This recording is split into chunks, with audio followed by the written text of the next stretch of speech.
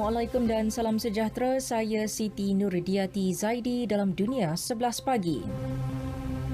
Vaksin COVID-19 telah menghalang hampir 20 juta kematian pada tahun pertama selepas ia diperkenalkan. Menurut kajian dari Jurnal Perubatan Umum Penyakit Berjangkit, ia berdasarkan data daripada 185 negara dan wilayah yang dikumpulkan selama setahun bermula 8 Disember 2020. Pengarang utama kajian Oliver Watson dari Imperial College London percaya jumlah kematian akibat wabak itu dapat dielakkan dengan lebih besar sekiranya vaksin diedarkan secara meluas, terutama di negara miskin. Kajian mendapati 19.8 juta individu berjaya diselamatkan daripada potensi 31.4 juta kematian sekiranya tiada vaksin, iaitu pengurangan sebanyak 63% daripada yang diramalkan. Negara berpendapatan tinggi dan sederhana dilaporkan menyumbang jumlah kematian terbesar yang dapat dielakkan. Kerja pembinaan kawasan kerajaan pusat Indonesia di Nusantara Borneo akan dimulakan Ogos ini. Menurut Menteri Kerja Raya dan Perumahan Basuki Hadimuljono, fasa awal pembinaan akan ditumpukan kepada istana negara dan infrastruktur termasuk bekalan air bersih, saliran, sanitasi dan jalan bertol.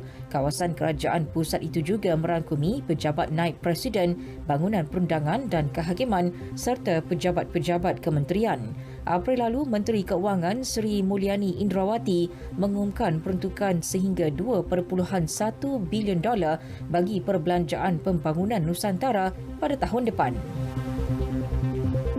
Para pemimpin Kesatuan Eropah EU sebulat suara bersetuju memberikan Ukraine dan Moldova status calon anggota blok itu. Presiden Majlis Eropah Charles Michel menyifatkan persetujuan tersebut sebagai tanda simbolik sokongan Eropah kepada Ukraine. Dua negara bekas Soviet itu kini perlu melakukan pembaharuan besar serta rundingan lanjut. EU juga telah membentangkan beberapa langkah yang perlu diambil Kiev. Ini termasuk memperkukuh kedaulatan undang-undang dan memerangi rasuah sebelum negara itu dibenarkan ke peringkat seterusnya seperti rundingan penyertaan. Amerika Syarikat membekalkan bantuan ketenteraan baharu berjumlah $450 juta kepada Ukraine dalam usaha mengekang pencerobohan Rusia. Jurucakap White House John Kirby, bantuan bersenjata itu adalah senarai yang diminta oleh Ukraine. Bantuan merangkumi 36,000 peluru artileri, 18 kenderaan untuk menarik serpihan meriam, 1,200 pelancar bom tangan dan 2,000 senapang automatik. Dengan penghantaran terkini, sumbangan negara itu kepada tentera Ukraine telah mencecah $6.1 bilion sejak permulaan pencerobohan Rusia pada Februari lalu. Susulan beberapa tragedi siri tembakan rambang di Amerika Syarikat, Mahkamah Agung memutuskan bahawa rakyatnya tetap mempunyai hak untuk membawa senjata api di kawasan awam. Ia sekaligus membatalkan undang-undang berusia ratusan tahun di New York yang memerlukan seseorang itu membuktikan keperluan memiliki senjata api. Presiden Joe Biden bagaimanapun mengecam keputusan tersebut sambil menyifatkan ia bercanggah dengan perlembagaan. Perkara yang diputuskan itu turut menjejaskan beberapa negeri lain termasuk California yang mengguna pakai undang-undang sama. Ia dilihat menyekat keupayaan pihak berkuasa tempatan untuk menghalang orang awam daripada membawa senjata di khalayak ramai.